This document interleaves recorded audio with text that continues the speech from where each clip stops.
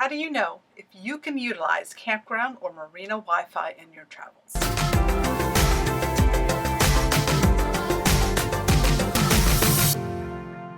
Hi there, I'm Cherie with the Mobile Internet Resource Center.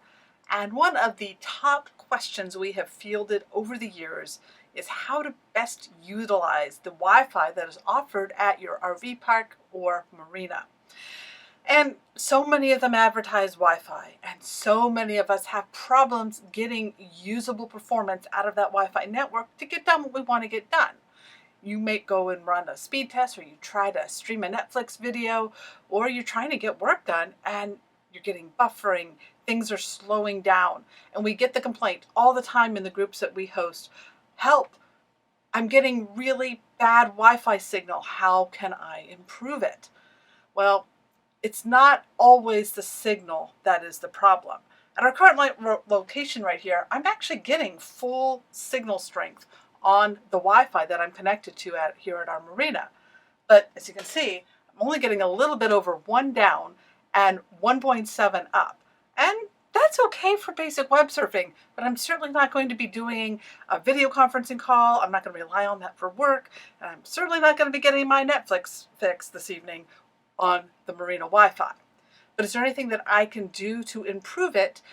And yes, there is equipment out there that can bring in the signal stronger to where your boat or RV is parked at in relation to the access point of the Wi-Fi network, but it's not always the signal strength that's the problem. See, behind the scenes, the campground or marina has to subscribe to an internet service. Maybe that's cable, maybe it's DSL, maybe it's even satellite service when you're out in the boonies. And then they create a Wi-Fi network that is distributing that signal across the campground or marina. Now, when you get here, it's like here, we've got about 200 boats, and I would say there's about 30 of us that live aboard or stay aboard our boat here. In an RV park, everybody who is there is pretty much living aboard their RV in that RV park.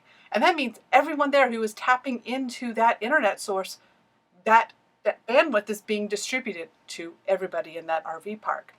And if you've got just a few people streaming Netflix, doing a FaceTime video chat with friends at home, or maybe they're doing a Zoom call for work, those things use a lot of bandwidth, and it doesn't take many people to suck all that bandwidth coming into the campground. So even though everyone has full signal strength showing 5 bars on their computers or laptops or even their phones, there's not enough bandwidth to go around. It's kind of like, you hook up a garden hose and expect that garden hose to be able to fill the water tanks of everybody in the RV park. There's just going to get a trickle for everybody.